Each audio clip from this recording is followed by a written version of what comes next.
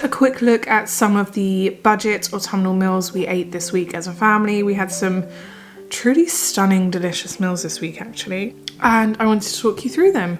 So first of all, the classic sausage mash and veg. I am loving sausage mash and veg. It's weird, in my first pregnancy I loved sausages. Before I was pregnant with Oren, I didn't really eat sausages, but for some reason sausages are a thing I love in pregnancy. So it's also the perfect budget autumnal meal. You can get some really high welfare, good quality sausages, make your own mashed potato and put some frozen veg in a steamer, and it's just easy peasy.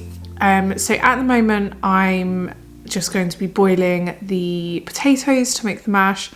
I'm also going to be very, very slow frying the onions for the onion gravy that I'm going to make.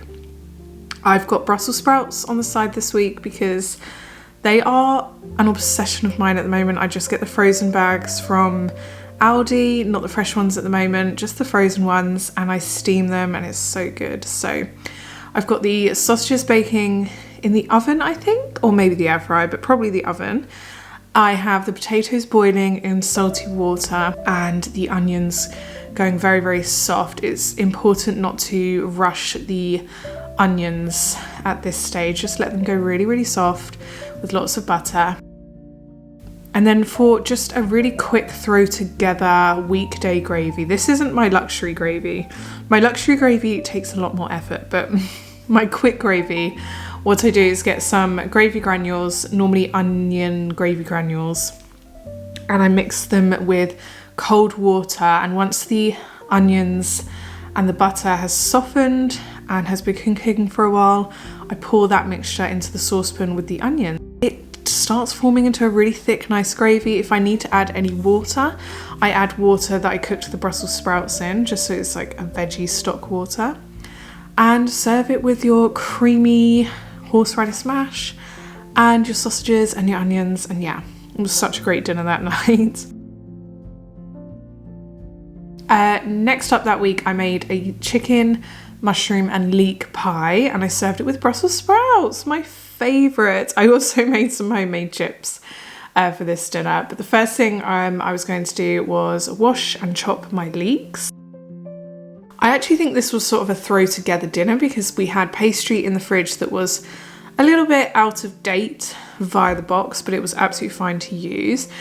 I had leek left over and I just had mushrooms sitting there doing nothing, so I just sort of threw this all together. So I'm frying the mushrooms, leeks and chicken together. I'm then going to add in some garlic and bits like that. Here I'm preparing my own chips. I have a chip cutter and sometimes I cut my own wedges.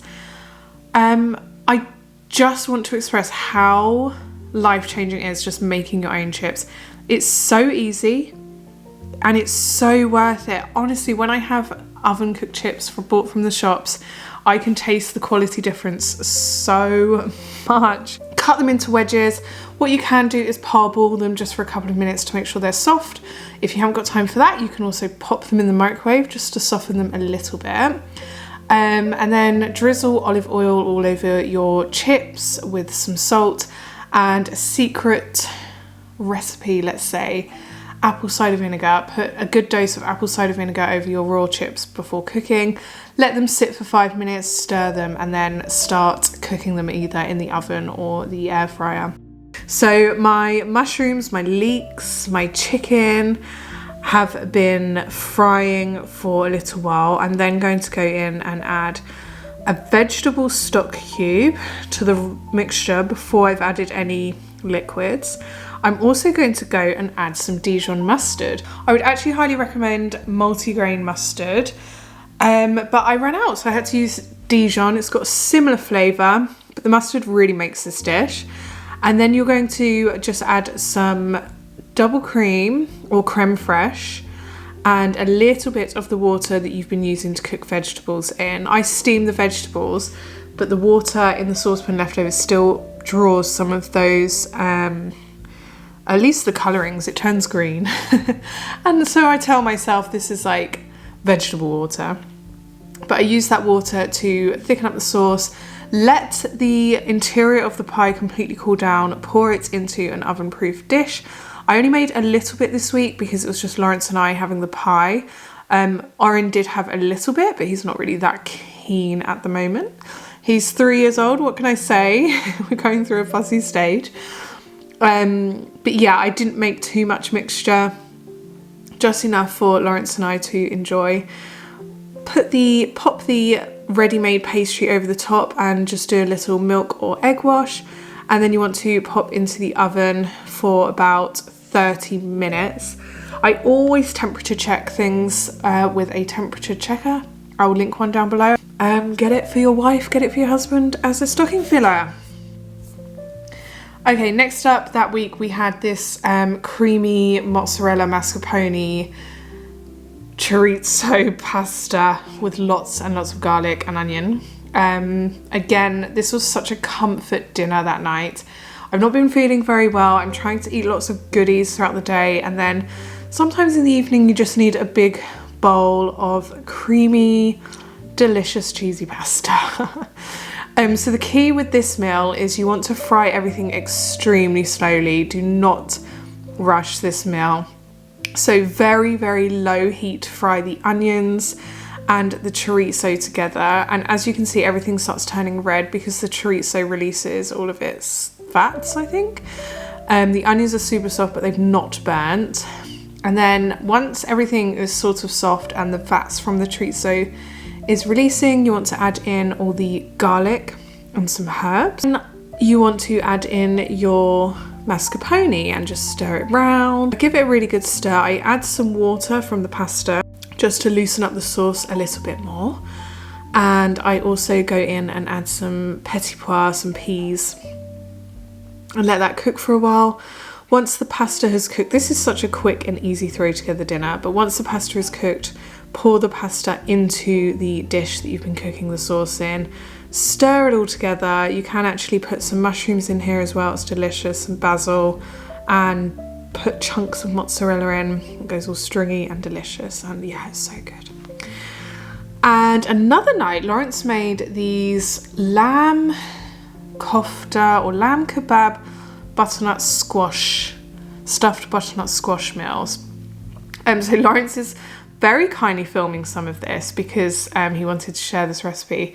I have to say it was actually delicious. A really good way of incorporating squash, which is a seasonal veg, into our diet. Loads of good flavours, and yeah, we really enjoyed it. So I've left the ingredients on the screen for you, obviously, but it's a very easy dish to make. So firstly, we pop the rice in the microwave to start cooking that. Then we opened up the butternut squash, scooped out the seeds and roasted the butternut squash face down for about 30 minutes. You want it to be golden on the outside and super duper soft. We go in and fry the onions very slowly, as I mentioned, with lots of olive oil and all the spices together. Just fry that until the onions are nice and soft. I also added in garlic here. Once the onions and garlic has been frying for a while, you want to add your lamb mince, stir that around for a while. Shawarma spices from Aldi, which Aldi is currently selling, is delicious, just so, so good. So you can use this with chicken, you could probably use this really nicely with tofu as well. What we then did was, once the butternut squashes were finished baking in the oven, we scooped out lots of the middle and poured that, or put that into the lamb mixture, just not to waste any of the squash, because it's really good for you. It's really delicious, good fibre, and it worked really, really well with being mixed in with the lamb mince. We then scooped out the cooked rice and popped that into, it's sort of like stuffed peppers but stuffed butternut squash. So we layered it with rice and then the butternut squash, lamb and onion mixture. We baked these again for about 10 more minutes. And yeah, Lawrence added feta cheese to his because that's what he likes. I'm not so keen on feta cheese, but he said it was a very, very good combo. I had mine with a side of hummus and it was so good. I highly recommend. So if you have any questions on that recipe, I will leave the details down below for you. But I really hope you enjoyed seeing some of the autumnal meals we've had this week. I'll see you again for the next video really, really soon. Bye.